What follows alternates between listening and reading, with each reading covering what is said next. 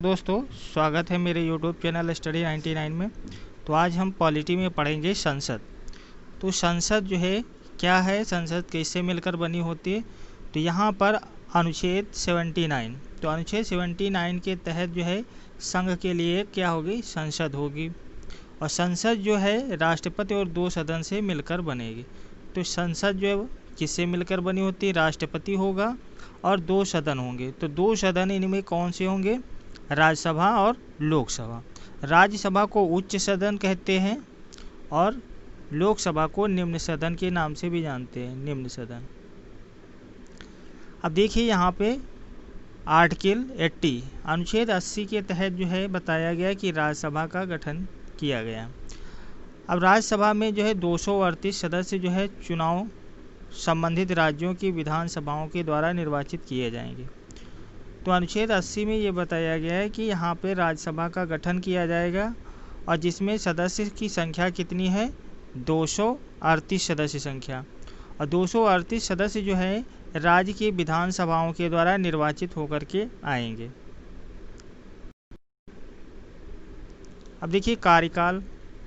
तो राज्यसभा का कार्यकाल जो होता है 6 वर्ष के लिए होता है और प्रत्येक 2 वर्ष के लिए 1/3 सदस्य क्या होते हैं, उनकी सदस्यता समाप्त हो जाती है। ठीक है, कार्यकाल 6 वर्ष का और 2 वर्ष पर क्या होते हैं, जो सदस्य होंगे वो रिटायर होते रहेंगे। नेक्स्ट है अनुच्छेद 333। 333 के तहत जो है ये बताया गया है कि 12 सदस्य को राष्ट्रपति के द्वारा नियुक्त किया जाएगा।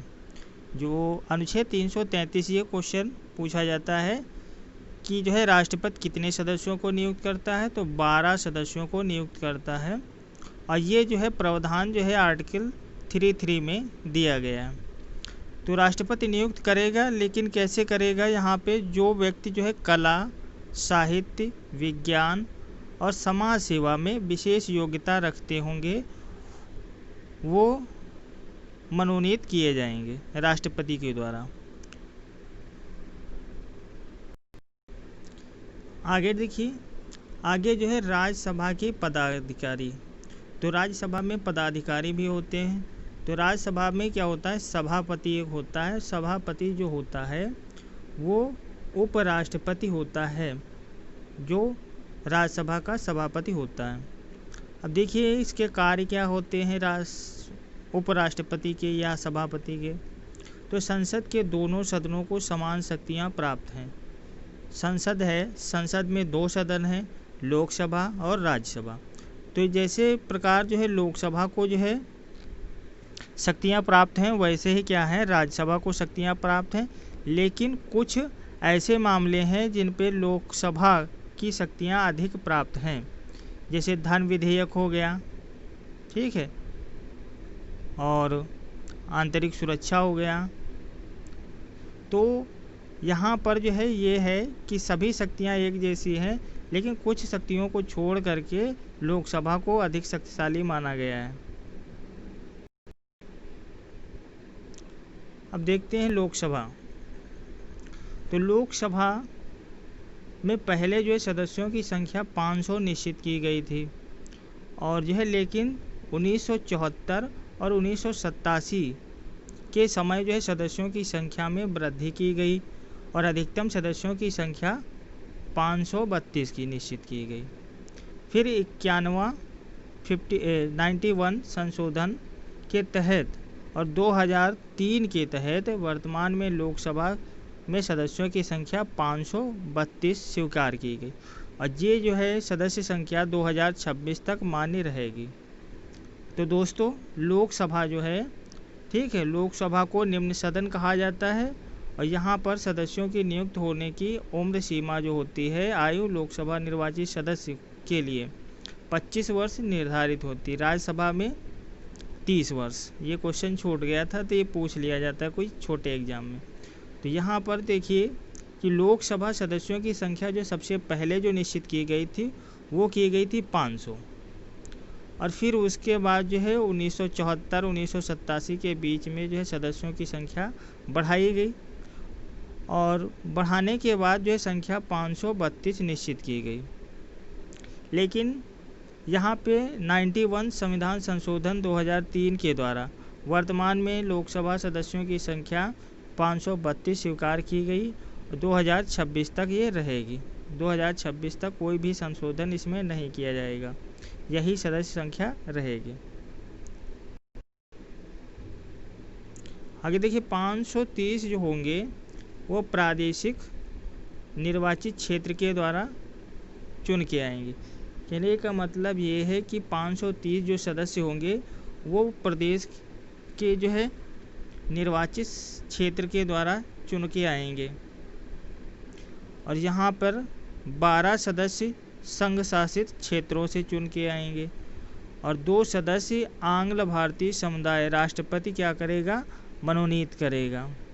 जो आंग्ल भारतीय समुदाय के 2 सदस्य नियुक्त किए जाते हैं। नेक्स्ट देखिए अब कार्यकाल। तो लोकसभा का कार्यकाल जो होता है वो 5 वर्ष होता है। कितना होता है? 5 वर्ष। आगे है लोकसभा के पदाधिकारी। जिस प्रकार राज्यसभा के पदाधिकारी थे उसी प्रकार लोकसभा के भी पदाधिकारी। तो लोकसभा निर्वाचित सदस्यों में से एक सदस्य लोकसभा का अध्यक्ष के रूप में चुनेंगे। लोकसभा में जितने भी सदस्य अपने अपने क्षेत्रों से चुन के जाते हैं उन्हीं में से एक सदस्य को लोकसभा अध्यक्ष चुनते हैं। फिर इसके शक्तियां क्या हैं लोकसभा अध्यक्ष की? तो शक्तियां जो है सदन की व्यवस्था, कार्यवाही आदि का संचालन करना। सदन की जो व्यवस्था होगी वो लोकसभा अध्यक्ष करेगा। कार्रवाई अगर करना होगा तो कार्रवाई का संचालन भी क्या करेगा, लोकसभा अध्यक्ष करेगा। अनावश्यक जो विचार विमर्श को रोकना, जो संसद में जो है लोकसभा में व्यर्थ की बातें हैं, विचार है, विमर्श है, इनको सबको रोकने का काम लोकसभा अध्यक्ष का होता है।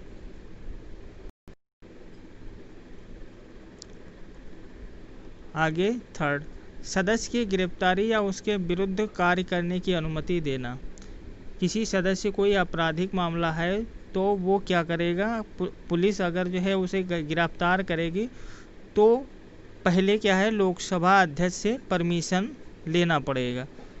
तो यहाँ पे सदस्य की गिरफ्तारी या उसके विरुद्ध कार्रवाई करने की अनुमति जब लोकसभा अध्यक्ष देगा तब उसके विपरीत जो है कार्रवाई की जाएगी।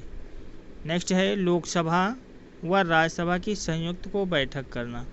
लोकसभा अध्यक्ष का इतना भी अधिकार होता है कि वो लोकसभा और राज्यसभा की दोनों की जो है संयुक्त बैठक कर सकता है।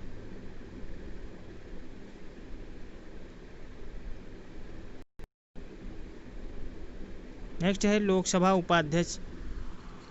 लोकसभा सदस्यों में से एक क्या होता है, उपाध्यक्ष नियुक्त किया जाता है, जिसका कार्य जो होता है लोकसभा अध्यक्ष की जब अनुपस्थिति होती है तो उसकी अनुपस्थिति में कार्यवाही का पूरा तरीके से संचालन करने का काम जो होता है उपाध्यक्ष होता है, इसलिए उपाध्यक्ष को नियुक्त किया जाता है। तो दोस्तों पॉलिटी में जो है संसद से रिलेटेड सारी क्वेश्चन हल हो जाएंगे और यह है इस वीडियो को अच्छे तरीके से वॉच कीजिए और लाइक कमेंट सब्सक्राइब ज़रूर कीजिए। धन्यवाद दोस्तों।